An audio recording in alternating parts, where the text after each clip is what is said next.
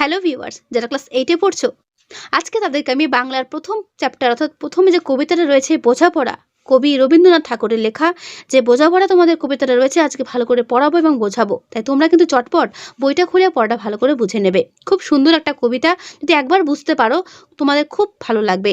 দেখো, বোঝাপড়া যে কবিতাটা তোমাদের রয়েছে এটা নেওয়া হয়েছে খনিকা কাব্যগ্রন্থ থেকে। পারলে বইয়ের একটা জায়গায় ছোট করে লিখে রাখতে পারো। খনিকা কাব্যগ্রন্থ থেকে রবীন্দ্রনাথ ঠাকুর এই বোঝাপড়া কবিতাটি নিয়েছেন বা লিখেছেন। ঠিক আছে?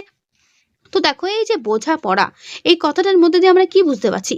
কিসের বোঝাপড়া করতে বলছেন কবি? তো দেখো, কবিতাটা পড়ার আগে কবিতার যে কি বলতে চেয়েছেন কবি সেটা আমরা একবার শুনে নিই। এই যে কবিতার ছন্দ কি না কবিতার চলন? তো অর্থাৎ কোনো কবিতা যেভাবে এগিয়ে চলে সেই ধারাটাকে আমরা কি বলি? ছন্দ বলি। আর ছন্দ যদি না থাকতো কবিতা পড়তেও কিন্তু আমাদের কারোরই ভালো লাগতো না। ছন্দের মাধ্যমে কিন্তু কবিতার পুরো অর্থটা আমরা ভালো করে কি করতে পারি? বুঝতে পারি। শুধু কবিতার ক্ষেত্রেই নয়, আমাদের জীবনের সব জায়গায় একটা ছন্দের একটা কি রয়েছে? অদৃশ্য বন্ধন রয়েছে।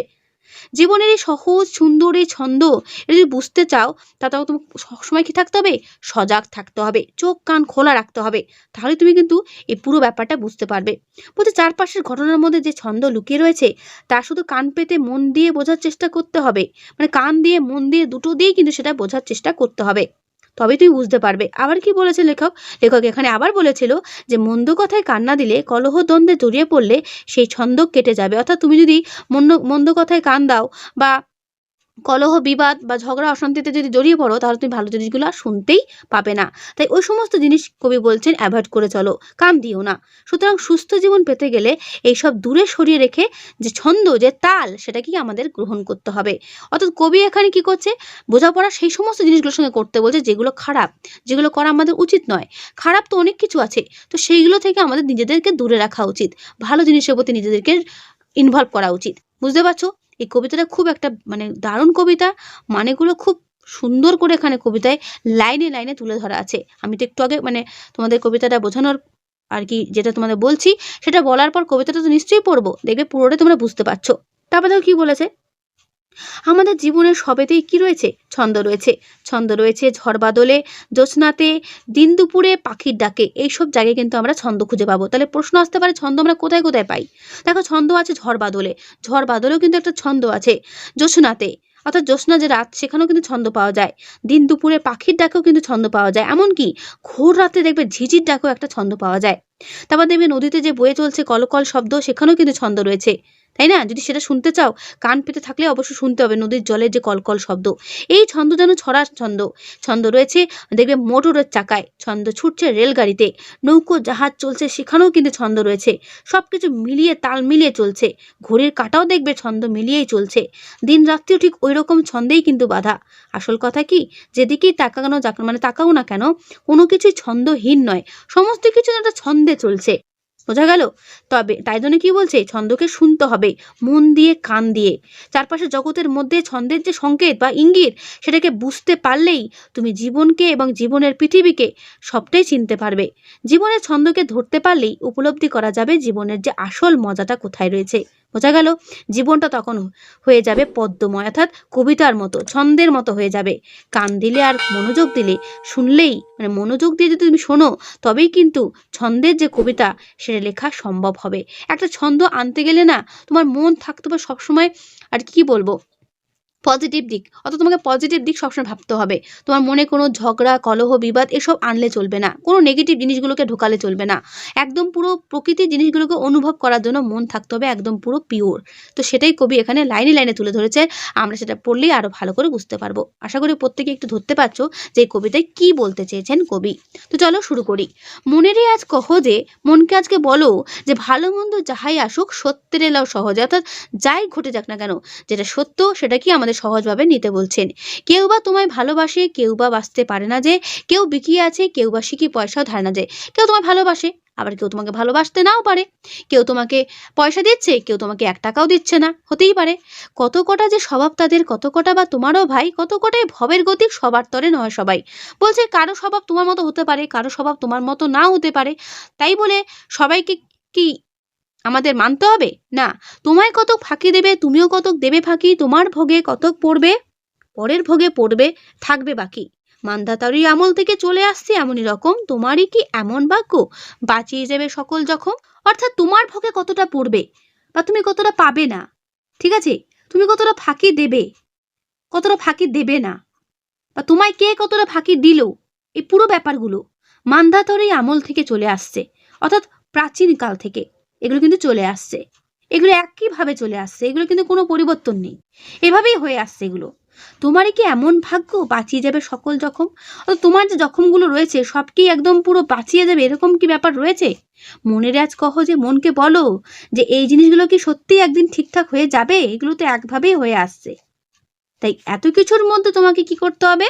সত্যটাকে গ্রহণ করতে হবে। বোঝা গেল?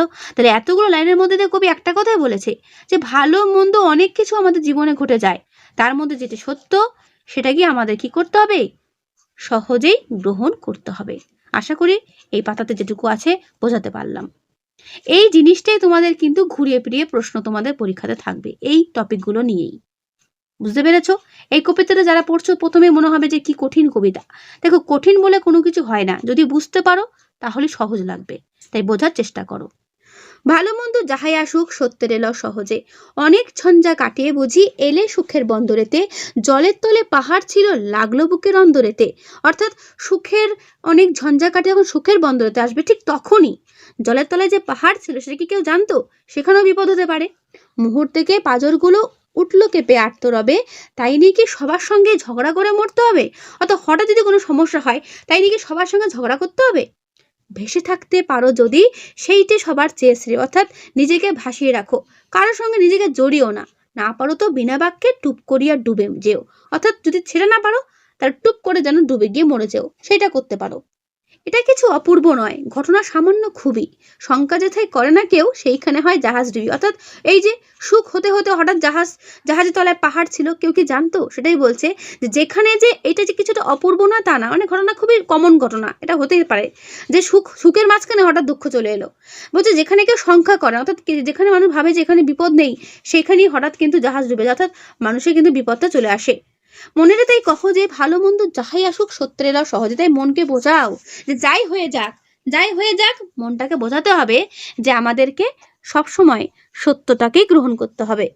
তোমার মাপে হয়নি সবাই, তুমি ভেবো না যে তুমি যেমন সবাই তেমন, তুমিও হওনি সবার মাপে, অর্থাৎ তুমিও পাখিদের মতো হওনি, দুজনেই কিন্তু অপর ব্যক্তি কিন্তু আলাদা। তুমি মরো কারো ঠেলায়, কেউ বা মরে তোমার চাপে, তবু ভেবে দেখতে গেলে এমনি কিসের টানাটানি, তেমন করে হাত বাড়া সুখ পাওয়া যায় অনেকখানি। অর্থাৎ যদি হাত বাড়িয়ে রাখো সুখটা কিন্তু অনেকখানি পাবে, এত ঝড়ঝঞ্ঝার মধ্যে দিয়েও, এত সুখ দুঃখের মধ্যে দিয়েও।